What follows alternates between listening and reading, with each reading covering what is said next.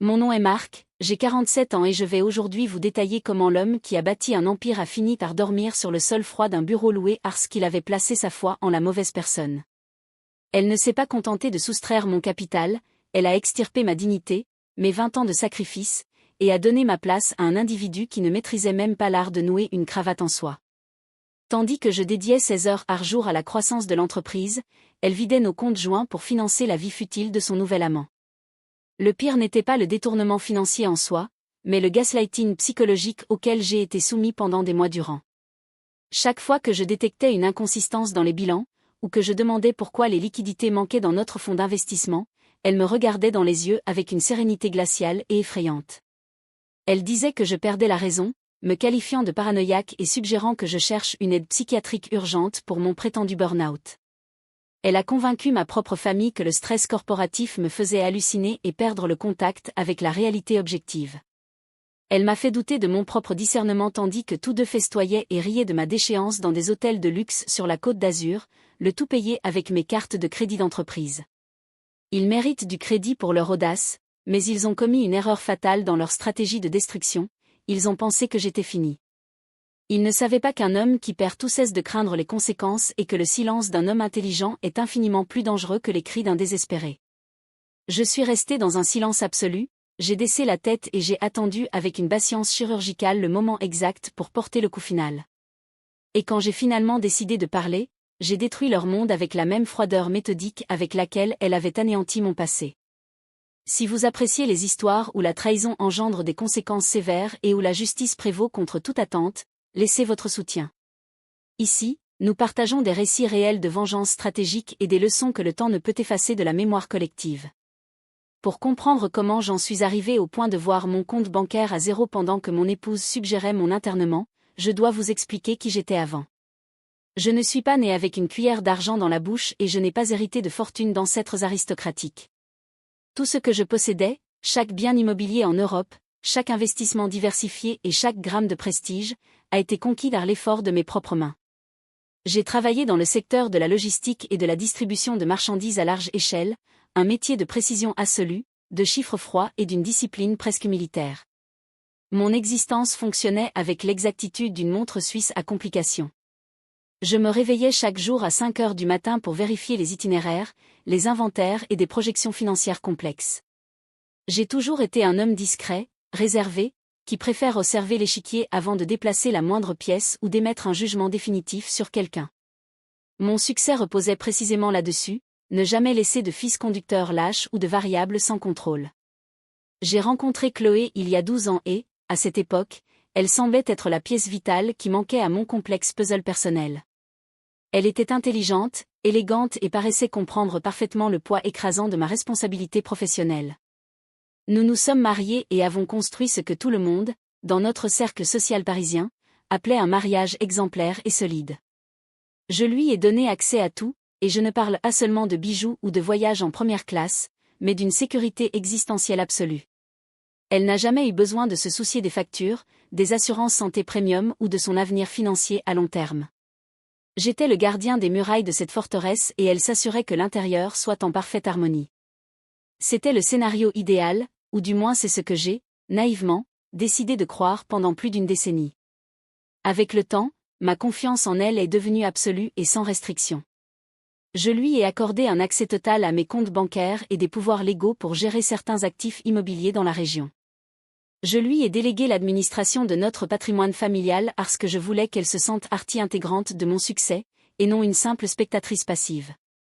Notre routine était stable, presque prévisible, vivant dans une maison spacieuse où le silence a toujours semblé être un luxe extrêmement coûteux. Je rentrais tard du bureau et nous dînions dans un silence confortable, tandis que je me perdais mentalement dans mes rapports de rentabilité trimestriels. Chloé était toujours présente avec un sourire accueillant, me demandant avec légèreté si le travail ne me consumait pas excessivement. Je réalise maintenant que cette prétendue inquiétude n'était que le stade initial de sa stratégie de manipulation psychologique. Elle a commencé à faire des commentaires subtils sur ma mémoire, mentionnant des oublis que je ne me souvenais jamais avoir commis. Elle me disait que j'avais oublié de payer des services de base ou que je lui avais donné l'autorisation de retirer des sommes importantes dont je n'avais aucun souvenir. À cette époque, mon patrimoine net dépassait les 2 millions d'euros, et ce n'était pas de l'argent pour des futilités, mais un capital de roulement essentiel. Je voyais ma vie comme une structure immobile et je me sentais véritablement intouchable face aux adversités du marché. J'avais le respect total de mes employés, l'admiration de mes collègues du secteur et ce que je pensais être l'amour de Chloé. Je n'ai jamais été un homme de vice, d'impulsion ou de dépenses démesurées. Ma seule erreur tragique a été d'appliquer la logique entrepreneuriale au domaine de l'amour. J'ai pensé que si je remplissais ma part du contrat, subvenir aux besoins, protéger et être fidèle, l'autre partie ferait de même par défaut. Tandis que l'entreprise grandissait et que je passais plus de temps à l'extérieur pour conclure des négociations à Bruxelles ou à Berlin, Chloé gérait notre family office. Elle possédait les clés, les jetons d'accès bancaire et la signature autorisée sur presque tous les documents pertinents. Dans ma tête, c'était comme avoir une extension de moi-même à la maison, mais pendant que j'étais en réunion stratégique, elle planifiait la trahison. Elle a découvert combien il était facile de déplacer les pièces d'un échiquier que je ne surveillais plus avec la même intensité qu'auparavant.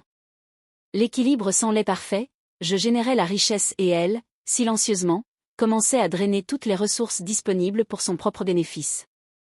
Ce qui me fait le plus mal en repensant à cette époque n'est pas l'argent perdu, mais le faux sentiment de sécurité que je ressentais.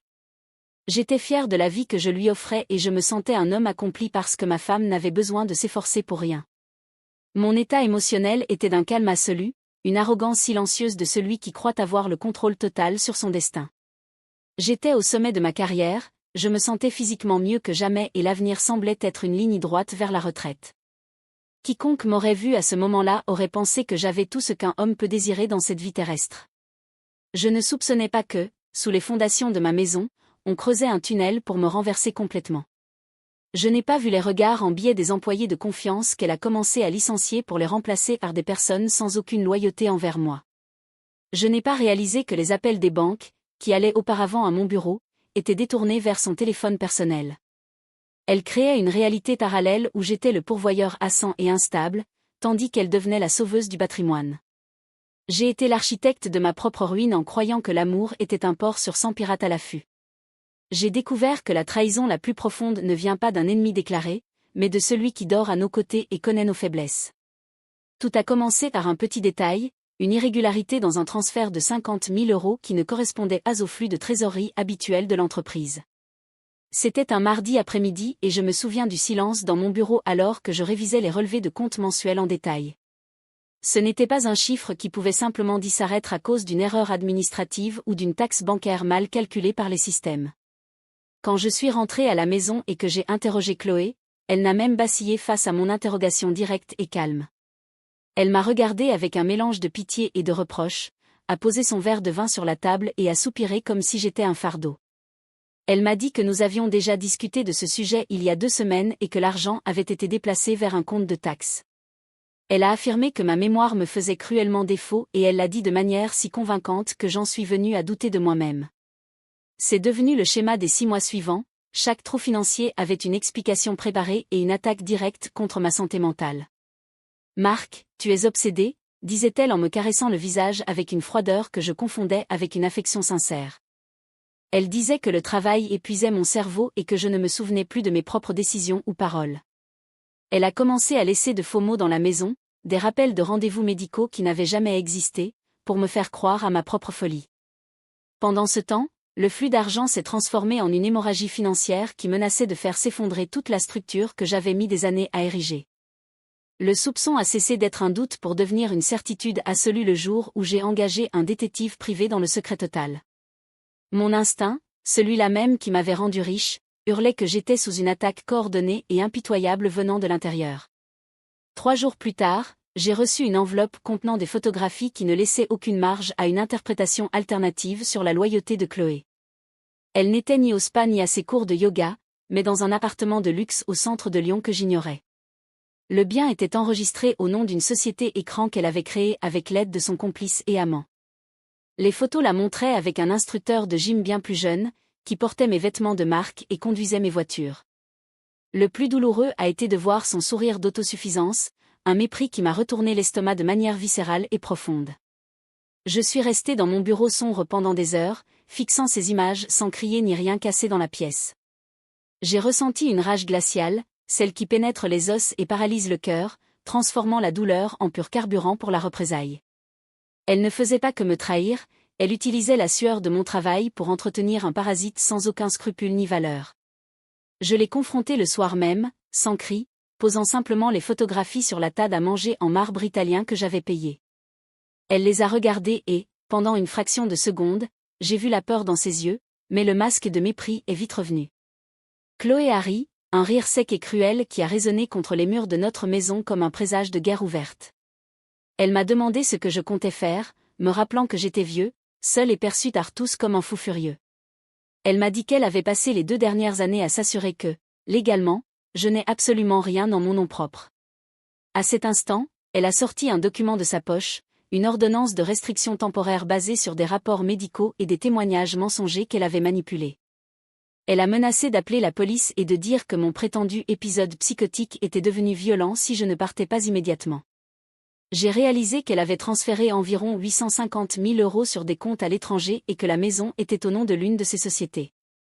Je suis parti de là avec une petite valise et le cœur dévasté, mais avec l'esprit plus lucide et concentré que jamais. Je me suis vu refléter dans la porte vitrée, un homme de 47 ans expulsé de sa propre vie et humilié publiquement par sa femme. Je suis allé dans un motel de bord de route et, en écoutant le trafic, je me suis fait la promesse solennelle que je récupérerais tout. Elle pensait m'avoir tout pris en emportant l'argent, mais elle n'avait pas compris que ma capacité à reconstruire était le vrai danger. Je me suis installé dans un petit bureau qu'elle ignorait, un espace gris rempli d'archives anciennes qui étaient encore légalement enregistrées à mon nom. Je n'ai pas cherché de réconfort auprès d'amis ou de la famille, car Chloé avait déjà empoisonné leurs esprits avec des mensonges sur mon instabilité mentale. J'étais seule, et ce fut mon plus grand avantage stratégique, car celui qui n'attend rien de vous accorde une totale liberté de mouvement. Mon premier contact fut Aranda, un avocat spécialisé dans les failles du système et les cas de fraude financière complexe. Nous nous sommes rencontrés dans un café discret et je lui ai présenté les relevés bancaires que j'avais réussi à récupérer d'un cloud qu'elle ignorait. Aranda a vérifié les documents et a confirmé qu'ils avaient été cupides et avaient laissé une trace d'arrogance difficile à dissimuler légalement. Chloé et son amant ont commencé à dépenser l'argent à une vitesse stupide en biens de luxe et voyages internationaux ostentatoires. Ils ont créé des sociétés de façade qui ne produisaient rien, servant uniquement à blanchir l'argent détourné de mes comptes d'entreprise principaux. Mon plan n'était pas de récupérer l'argent immédiatement, mais de faire en sorte que le système réalise que ce capital était souillé.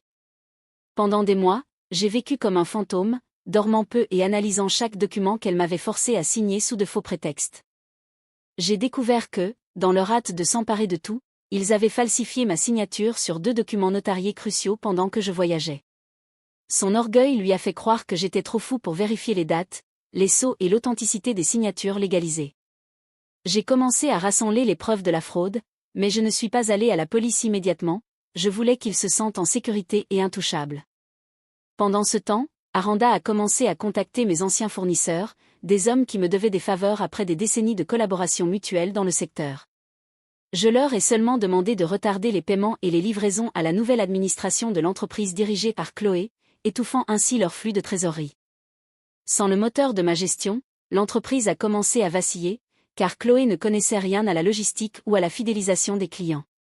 En moins de 3 mois, les réclamations s'accumulaient et les dettes envers l'État pour impôts impayés sont devenues une boule de neige inarrêtable.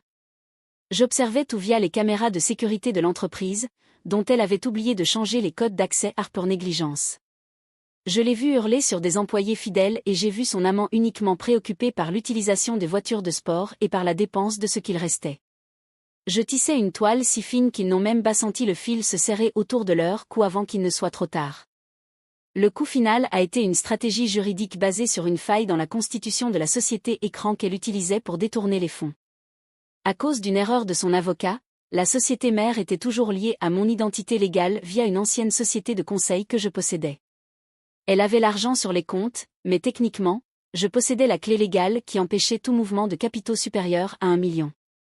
J'ai marqué sur le calendrier le jour de la soirée de gala pour l'anniversaire de l'entreprise, un événement qu'elle avait organisé pour maintenir les apparences.